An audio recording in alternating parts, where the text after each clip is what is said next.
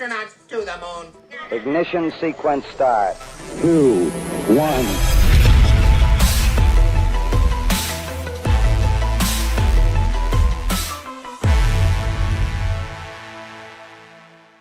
What's going on, everyone? It's Jeranism, back with another video for you today. Let's talk about science and their favorite holy man, Neil deGrasse Tyson. He was interviewed recently and, as always, shoots himself in the hoof with his normal barrage of nonsense and doublespeak. So let's jump in and listen as he covers a few topics, including the hot topic of the day, the flat earth. Throughout, I'll explain why it is that I feel this man is so totally wrong about, well, almost every single thing he says.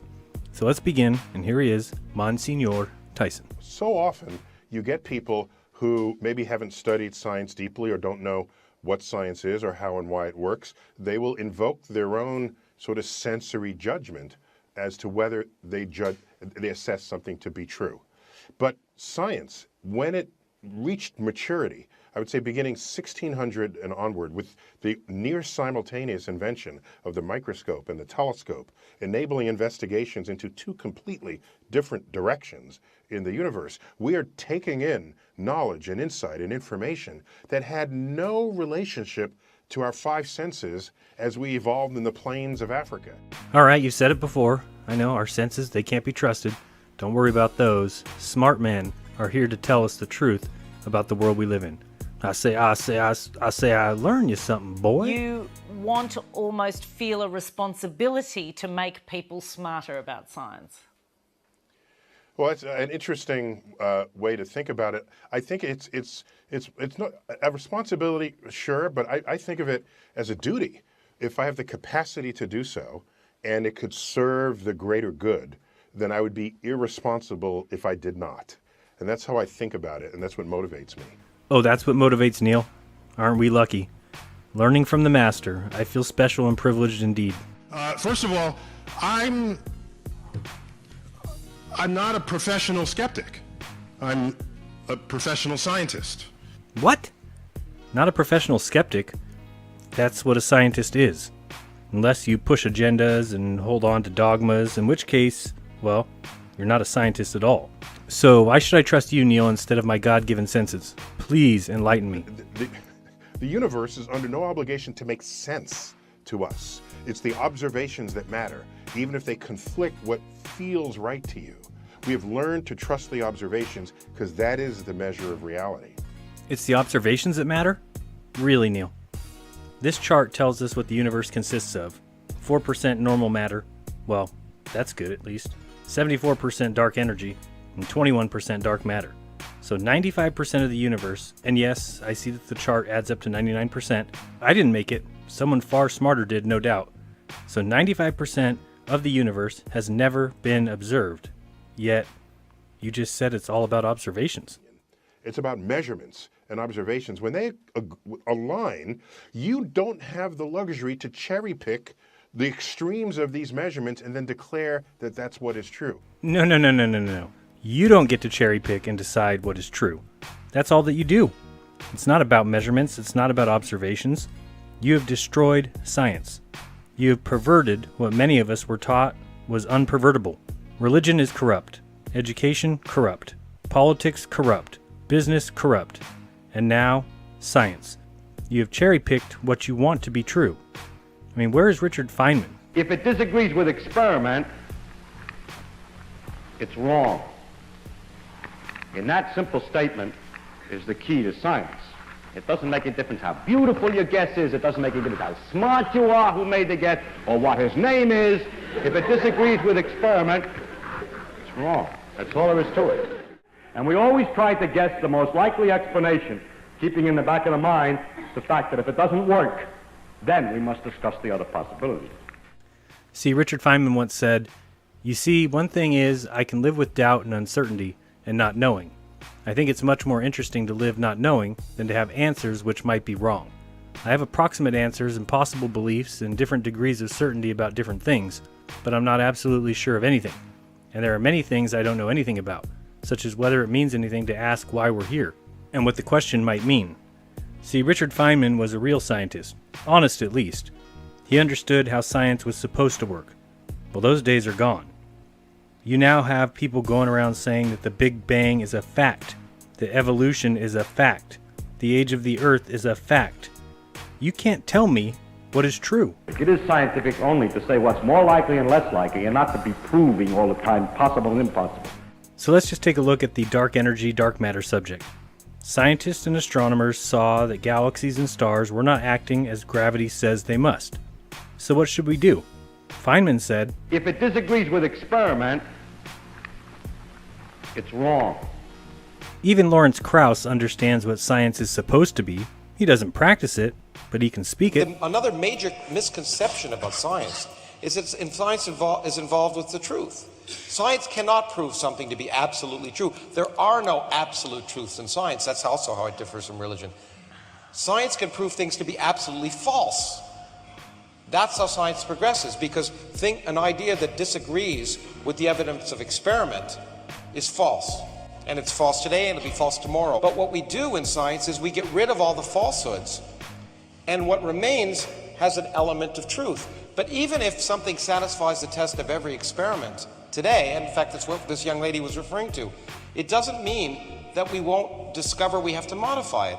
Alright, so someone explain to me, please, somebody tell me how, when gravity no longer matched our observations, we invented dark matter. We invented dark energy. I mean, why can't we just throw gravity out? It's wrong. Oh wait, but the sphere, the ball. Gotcha. Gravity pulls us to the center. Oh, I get it. Why would I listen to you, Neil? We should be listening to scientists who are actually willing to admit what has happened, like Rupert Sheldrake. The science delusion is the belief that science already understands the nature of reality in principle, leaving only the details to be filled in.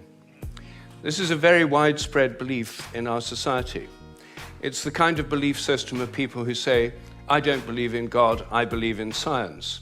It's a belief system which has now been spread to the entire world. But there's a conflict in the heart of science between science as a method of inquiry based on reason, evidence, hypothesis, and collective investigation, and science as a belief system or a worldview. And unfortunately, the worldview aspect of science has come to inhibit and constrict the free inquiry, which is the very lifeblood of the scientific endeavor. And so instead we get charlatans who missed class when it was said, If it disagrees with experiment, it's wrong. or An idea that disagrees with the evidence of experiment is false. we get Neil. Whoop-de-friggin-do. We get the NSF. What do they do again, Neil? They get together and establish objective truths about what science tells us about our lives, our environment, about the world. Oh, so again, you get to tell us what's true. You get to cherry pick because you know all the answers. You know, I think the internet landed in our lap, and we all celebrated the access to information, but I don't think we foresaw one of the consequences of it, which is with brilliant search engines, you can have whatever idea, however fringy it is, type it into the search engine, and you will find every other person in the world who has exactly that same idea, giving you false affirmation of it being true. And now you say we are true and everyone else is not. Neil, that's your entire game. This is what your secret has been. It is how you brainwashed a world. You have created an echo chamber with peer review, your royal societies, the NSF, false affirmation that gave you the belief that you were speaking the truth. Just because others have the same ideas or beliefs or wants doesn't make it true. And what it has done is it has fractured the world. I don't know that we all saw that coming. So what we need is a tandem way in the educational system to inoculate us against being distracted by false information that's out there. This should be a fundamental part of what it is to be educated, being able to judge what is true and what is not. Okay, and so we have to educate the youth so that they are better prepared to judge what is true and what isn't. What have you been doing in classrooms for 100 years? Can you not see that we are smelling the fraud? Who do you suggest, Neil? Who should we put in charge of teaching children how to recognize what is true and what isn't? By the way, science literacy may be the best kind of inoculation against that, because it trains you. It's not so much what you know. Yes, you should know how an internal combustion engine works, or what evolution is, or the Big Bang. Sure, but deeper than that is science literacy is a capacity to know how to think about information and how to turn data into information into knowledge, and then knowledge perhaps into wisdom. It's so simple. Why didn't I think of that? Teach them science is true so that they can better question what? What you taught them was fact? Give me a break. Okay, so David Powell has sent us a video question along these same lines. Let's take a look. Majority of the people out on this planet believe that the Earth is still a globe. I've recently encountered someone who believes it's flat. It's created by NASA as a conspiracy and a cover-up. And all the images we see of the universe are created by CGI. My question is, why do these people exist? What the hell? Why do these people exist? Did you really just say that? Neil, do you see what you've created? I exist because I still have a brain. Not everyone has handed over their entire mind and soul to Neil for safekeeping. And can you please show them some light? Thank you. Yeah, Neil, can you please help us? We're not going to have nice things if flat earthers exist. Neil, please help us. Reminds me of a video by Tet's TruthTube. Check it out. Is everything okay? No, Neil, everything is not okay. This BS about the Earth being flat is getting out of control. Can you please help us? Can you please help us? Can you please help us? All right, hold my sandwich. Oh, sure.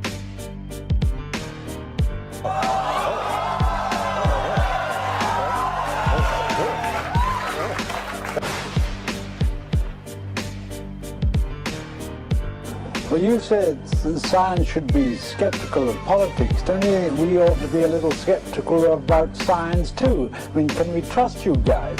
Carl Sagan, can we trust you guys? Well, here we are on a planet which is about 5,000 million years old. Tens of millions of years. The sun around which it goes is not much older. It is part of a galaxy which is perhaps 10 or 12,000 million years old. Billions of years ago.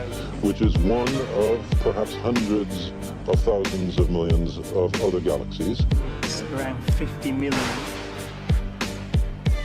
Carl Sagan, can you please help us? At the time of the Big Bang, 4 billion years there was energy, elementary particles, which slowly evolved into the kind of universe we know today. We are the product of a grand evolutionary sequence. Around 530 million years. That is one with 120 zeros after it. It's around 460 million years ago.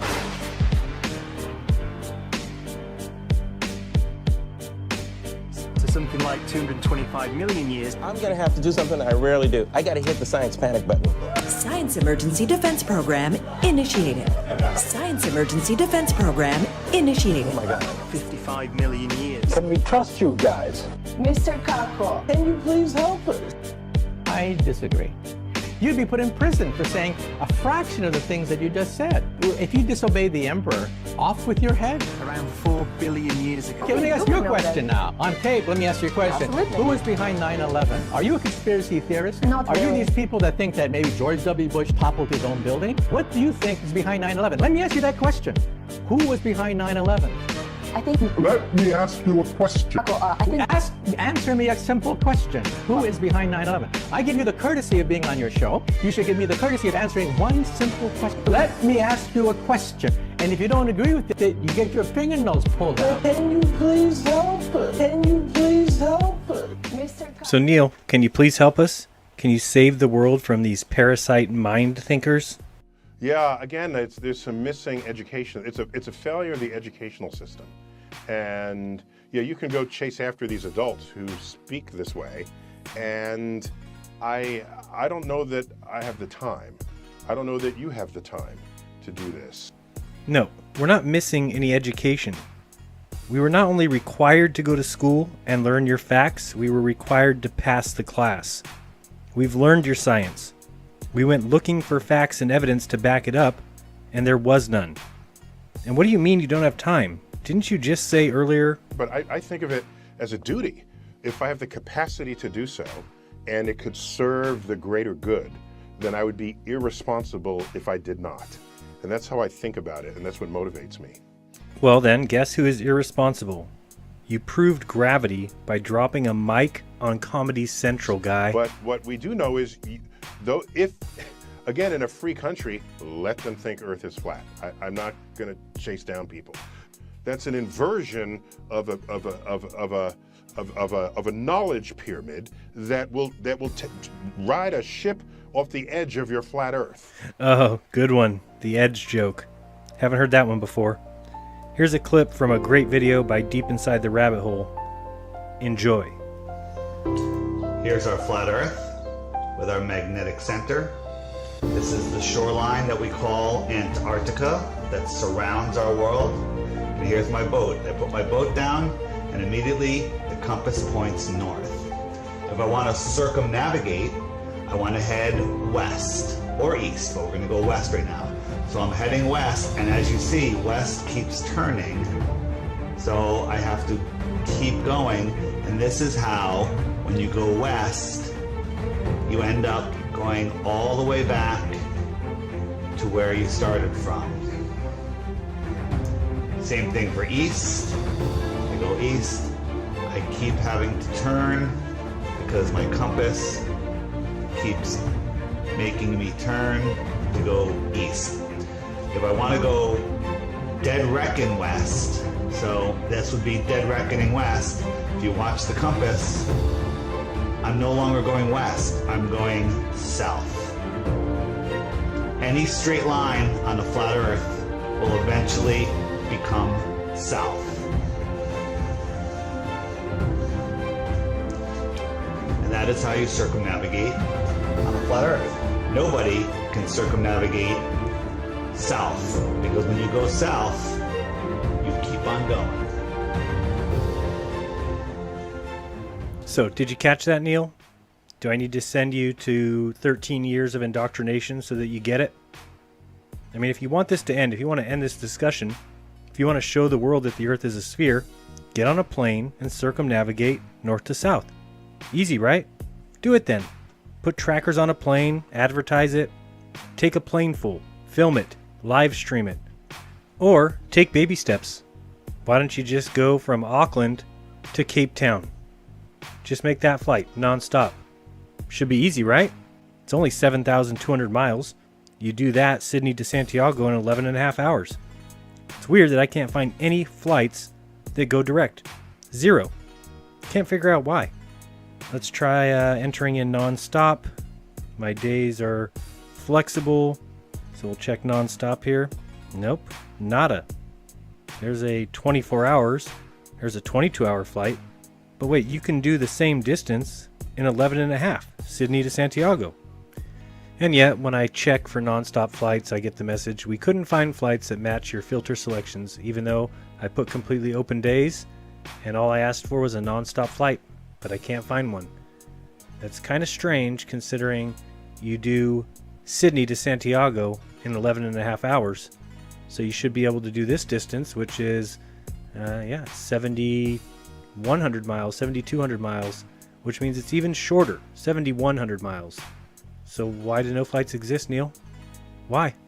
By the way, there's a passage in the Bible where it's 1 Kings 7, I think, 2 Kings 7, where it describes the shape of King Solomon's pond outside of his castle, outside of his his residence. And it says, it is round on all sides, 30 cubits across, 30 cubits around, 10 cubits across.